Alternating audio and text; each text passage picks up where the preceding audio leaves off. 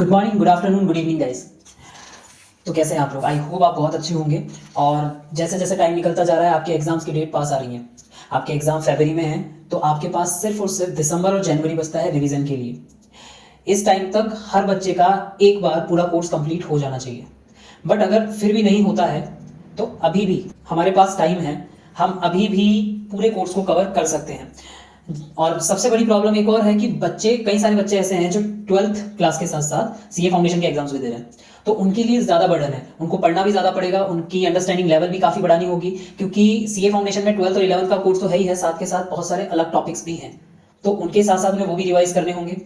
तो मैंने कोशिश ये करी है कि एक 15 दिन का आपके दिसंबर के लिए एक स्टडी शेड्यूल बनाया है, जिसको आप फॉलो करेंगे। मैंने कोशिश ये करी है कि हर बच्चे के हिसाब से, एक नॉर्मल एवरेज बच्चे के हिसाब से शेड्यूल को बनाया है, ताकि वो बच्चा पढ़े तो उसको क्लियर हो जाए सारी चीज़ें बिना किसी दिक्कत के। और जो बच्चे 12th दे रहे हैं उन पे भी कम बर्डन नहीं है, उन्हें भी 3-3 किताबें अकाउंट्स की खत्म करनी है। तो हम रिवीजन शेड्यूल देखते हैं एक बार, आपको किस तरीके से पढ़ना है, आपका स्टडी पैटर्न क्या रहेगा, आप अपने आप को बिना थकाए ज़्यादा देर तक कैसे इफेक्टिवली स्टडीज कर सकते हैं, हमें वो हर चीज़ एक बार देखनी है। ठीक है बेटा, एक बार देखते हैं, जरा इधर देखिए। सबसे पहली चीज़, वो बच्चे जो सीए फाउंडेशन के लिए भी अटेम्प्ट दे रहे हैं, ठीक है, मे वाला, उनको किन किन चीज़ों का ध्यान रखना है वो समझेंगे। और एक और चीज़, जो सीए फाउंडेशन का अटेम्प्ट नहीं दे रहे हैं वो लोग जो फाउंडेशन मॉड्यूल के टॉपिक्स हैं उनको स्किप करेंगे। पहली चीज़, सीए फाउंडेशन वाले बच्चों को 8 घंटे का मिनिमम स्टडी करना ज़रूरी है। आप वो कैसे निकालते हैं वो सब आपको मैनेज करना होगा, लेकिन आपको मिनिमम 8 आवर्स का स्टडी ज़रूरी है, जिसमें से 5 आवर्स आपके 12th के होंगे और 3 आवर्स आपके सीए फाउंडेशन के होंगे।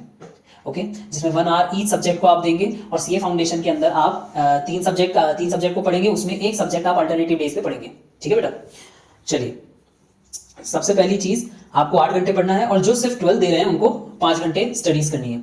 ओके, अब आप स्टडीज़ कैसे करेंगे वो समझिए। पहली चीज़, आपके पास हर एक सब्जेक्ट के लिए 1 घंटा होगा पूरा पूरा।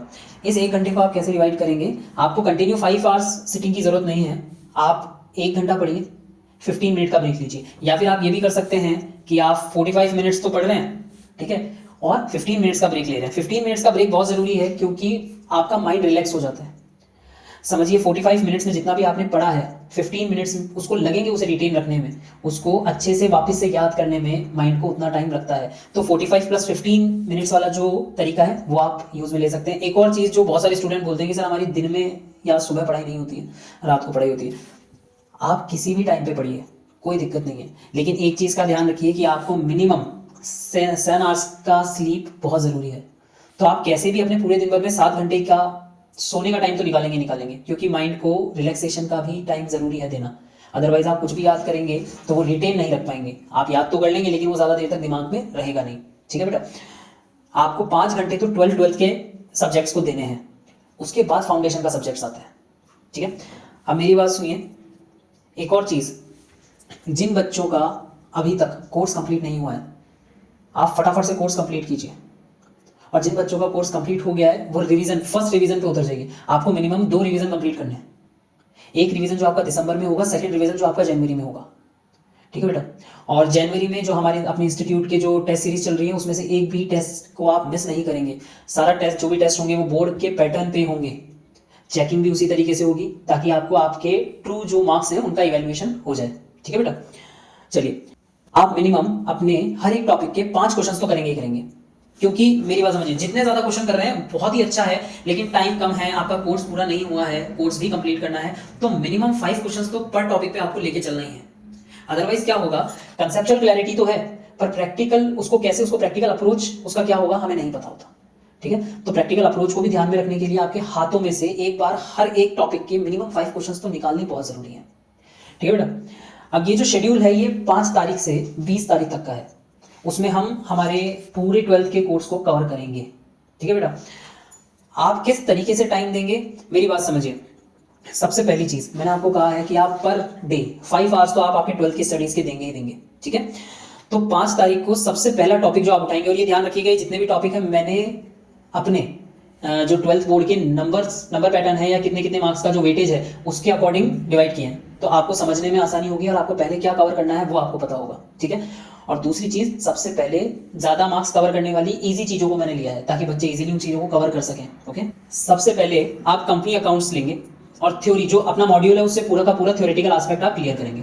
ठीक है बेटा, थ्योरी ज़्यादा टाइम की नहीं है, आप उसको विद इन 2 आवर्स कंप्लीट कर सकते हैं।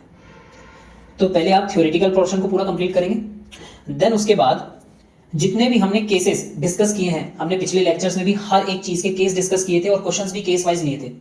तो ध्यान रखिए, आपको हर एक केस के पर्टिकुलर क्वेश्चंस उठाने हैं। आप जो भी बुक आप जिस भी बुक को कंसीडर करते हैं उस बुक के अंदर, ठीक है। आप अपने इंस्टीट्यूट का मॉड्यूल ले लीजिए, या फिर आप चाहिए तो जो भी आपके स्कूल में बुक्स चल रही हैं आप उसको कंसीडर कीजिए, लेकिन हर एक टॉपिक के मिनिमम 5 क्वेश्चन आपको निकालने हैं।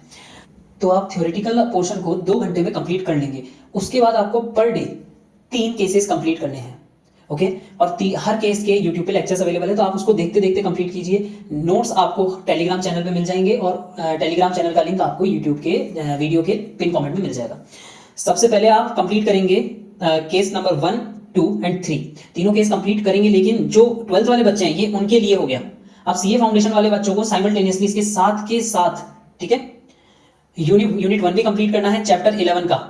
ध्यान रखिएगा, मैंने क्या किया है, जो आप जिस चैप्टर को या जिस टॉपिक को आप 12th में पढ़ रहे हैं उसी टॉपिक को मैंने सीए फाउंडेशन वाले के साथ अटैच कर दिया है। उससे क्या होगा, जो टॉपिक आप यहाँ पढ़ रहे हैं वही टॉपिक आप यहाँ पे पढ़ेंगे सीए फाउंडेशन में, तो आपका रिवीजन ईजी हो जाएगा, प्लस आपको और ज्यादा क्वेश्चंस मिल जाएंगे करने के लिए।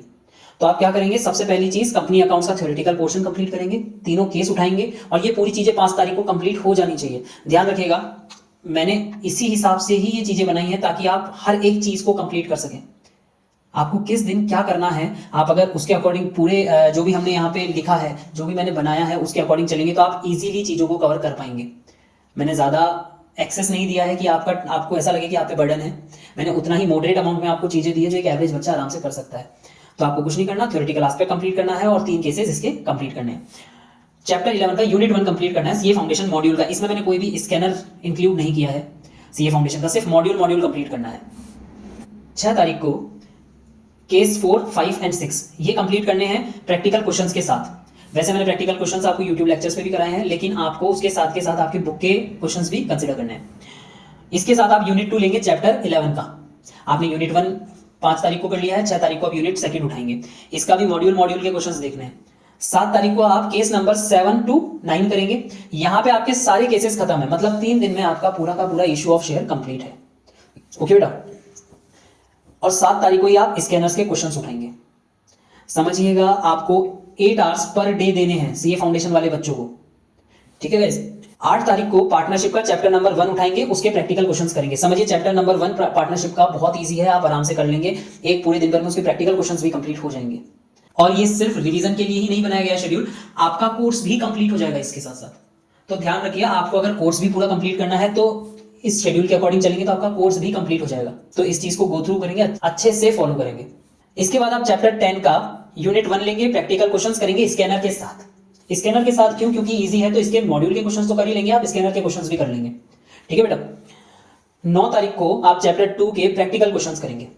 चैप्टर 2 कंप्लीट करेंगे, उसके प्रैक्टिकल क्वेश्चंस करेंगे। 8 तारीख को जो चैप्टर 1 था उसमें आपके थ्योरेटिकल पोर्शन भी है, जो आप अपना कोचिंग का मॉड्यूल है उससे पूरा कवर कर सकते हैं। इसके साथ साथ आप चैप्टर 10 का यूनिट 2 उसका प्रैक्टिकल क्वेश्चंस और उसके स्कैनर्स के क्वेश्चन ये भी कंप्लीट करेंगे, ठीक है बेटा। ध्यान रखना, मैंने जो आप 12th में जो चैप्टर कर रहे हैं सीए फाउंडेशन वाली बुक में भी मैंने वही चैप्टर्स लिए हैं, ताकि आपके दोनों की दोनों चीजें साथ के साथ हो, तो आप पे ज्यादा बर्डन ना पड़े, आप दोनों चीजें साथ में कवर अप कर लेंगे, ठीक है। 10 तारीख को पार्टनरशिप का chapter 3 and chapter 4 with practical question. 3 और 4 इसलिए लिया है क्योंकि ऑलमोस्ट सिमिलर है। सेम रिवैल्यूएशन अकाउंट बनेगा, आप चाहे एडमिशन ऑफ पार्टनर हो या फिर रिटायरमेंट ऑफ पार्टनर हो, तो इस चीज का आपको ध्यान रखना है। चैप्टर 10 का unit 3, 4, 5 practical question with scanner, ये आपको कंप्लीट करना है। 11 को आप क्या करेंगे, पार्टनरशिप का 5th चैप्टर उठाएंगे, डिसोल्यूशन का ऑलरेडी एक लेक्चर अपलोडेड है, पूरा रिवीजन लेक्चर, तो आप एक बार उसको गो थ्रू करेंगे, ताकि सिर्फ आप आधे घंटे में पूरा का पूरा चैप्टर हर एक एस्पेक्ट से सही से आप उसको कंप्लीट कर सके। फिर आप चाहे तो डायरेक्ट प्रैक्टिकल क्वेश्चंस पे उतर सकते हैं। इसका चैप्टर 10 यूनिट 6 लेंगे, डिसोल्यूशन पार्ट। ध्यान रखिएगा, सिर्फ आपको डिसोल्यूशन पार्ट ही लेना है सीए फाउंडेशन वाले बच्चे।